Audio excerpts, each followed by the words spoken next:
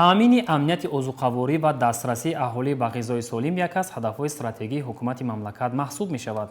Бо ин мақсад Қонуни Ҷумҳурии Тоҷикистон дар бораи таъмин намудани дастрасии аҳолӣ бо маҳсулоти ғизоии ғанигардонидашуда қабул ва мавриди татбиқ қарор дорад. тасним аст ки ширкатҳои воридкунанда ва корхонаҳои коркард оянда 6 номгӯи маҳсулоти хӯроквории ғанигардонидашударо ба бозор бароранд. ба гуфтаи мутахассисон, аҳамияти ғанигардонии маҳсулоти хӯрокворӣ дар он аст ки дар намаки ошӣ истифода ёд ҳолатҳои номутаддилии фаъолияти ғадуди сипаршаклро дар ҷисми инсон пешгирӣ менамояд. шарҳи бештари матлаб дар гузориши ҳамкорамон Маҳмуд Аҳмадӣ аз вилояти Суғд. 6 номгӯи маҳсулот: орди гандум, намаки очӣ, шарбати мевагӣ, обҳои ташнагишкан, маҳсулоти ширӣ, нонию қаннодӣ ва таъкиди масъулин асоси маҳсулоти ғизоии аҳолиро ташкил медиҳад. истеъмоли хӯроки серғизо барои инкишофи ҷисми инсон, кори узвҳои ҳозима, системаи ҳаракат, қобилияти зеҳнӣ ва мустаҳкамшавии устухони бадан манфиатнок буда, як воситаи муҳими солим нигоҳ доштани инсон, пешгирӣ аз бемориҳо, ғизонокгардонӣ мувофиқи меъёру стандартҳои муосир маҳсуб меёбад.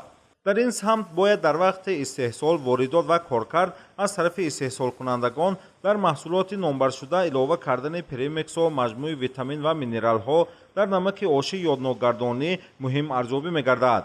ҷиҳати ҳифзи саломатии аҳолӣ аз тарафи ҳукумати мамлакат Қонуни Ҷумҳурии Тоҷикистон дар бораи таъмин намудани дастрасии аҳолӣ бо маҳсулоти ғизоии ғанигардонидашуда қабул ва мавриди амал қарор дода шудааст. баҳри иҷрои ҳадафи мазкур, тартиби амалисозии кор дар ин самт бо мусоидати ҳукумати Ҷумҳурии Тоҷикистон аз тарафи муассисаи давлатии рушди соҳибкорӣ дар соҳаи кишоварзӣ ва агентии стандартизатсия, метрология, сертификатсия ва нозироти савдои назди ҳукумати Ҷумҳурии Тоҷикистон дар шаҳри Хуҷанд доир ба мавзӯи таъмини аҳолӣ бо маҳсулоти хӯроквории ғанигардонидашудаи орду намак машварат доир карда шуд, ки дар он ҳамзамон намояндагони корхонаи воҳиди давлатии хӯрокворӣ, корхонаи фаръии фонди гардиши ғанигардонии маҳсулоти хӯроквории Ҷумҳурии Тоҷикистон, масъулини корхонаҳои истеҳсолӣ ва дигар мутахассисон иштирок намуда дар он роҳу воситаҳои иҷрои кор, ҳифзи саломатии аҳолӣ, аҳамияти ғанигардонии маҳсулоти хӯрокворӣ назару андешаҳо баён доштанд.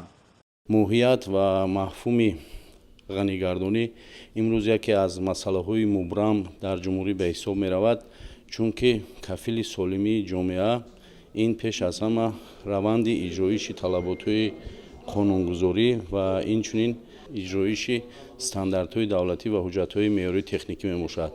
дар ҷумҳурии Тоҷикистон раванди ғанигардонӣ, яъне ки аз 4 унсуре ки бо илова намудани 2 витамин ва минерале ки ба ҳамчун премикс дар оянда бояд ба орд ғанӣ гардонда шавад, бевосита дар ин масъала бояд корҳои фаҳмондадиҳӣ дар корхонаҳои истеҳсолӣ пурзур карда шуда, бо раванди ғанигардонӣ масъулини корхонаҳо бояд пурра шиносоӣ пайдо карда бошанд.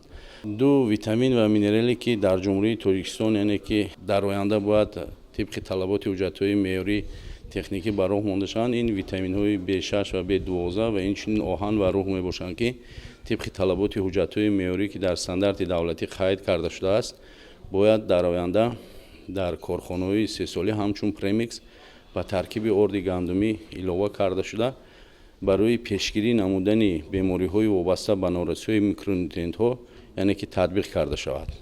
дар ҳамоиш аз ҷониби мутахассисон гуфта шуд, ки дар шароити ҷаҳони имрӯза афзоиши талабот ба маводи ғизоӣ, норасоии витаминҳо ва моддаҳои минералӣ дар маҳсулоти ғизоӣ дар дигар кишварҳо низ бештар мушоҳида шуда, амалисозии ин ҳадаф дар Ҷумҳурии Тоҷикистон иқдоми ояндабинӣ ва самарабахш ба ҳисоб меравад.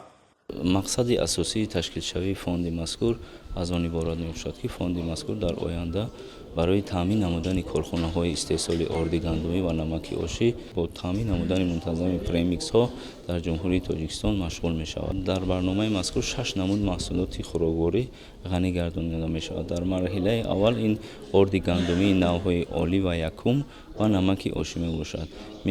дар мебаъда маҳсулоти ширӣ, маҳсулоти қаннодӣ, нонӣ ва хамирмояҳое ки барои маҳсулоти нонӣ истифода бурда мешавад, дар оянда ғанӣ гардонда мешавад. ҳамзамон дар доираи барномаи мазкур маҳсулотҳои обҳои ташнашикан, шарбатҳо ва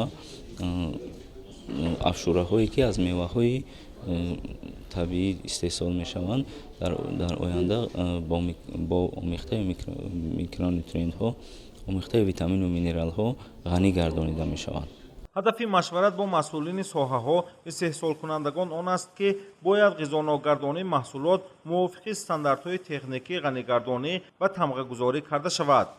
хулоса карда шуд ки риояи меъёр ва огоҳ будани истеъмолкунандагон аз ин тарзи ҳифзи саломатии аҳолӣ асоси пешрафти кор мегардад.